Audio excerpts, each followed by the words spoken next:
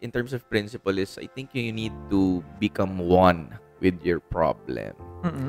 Like stop thinking na problems are something that's negative.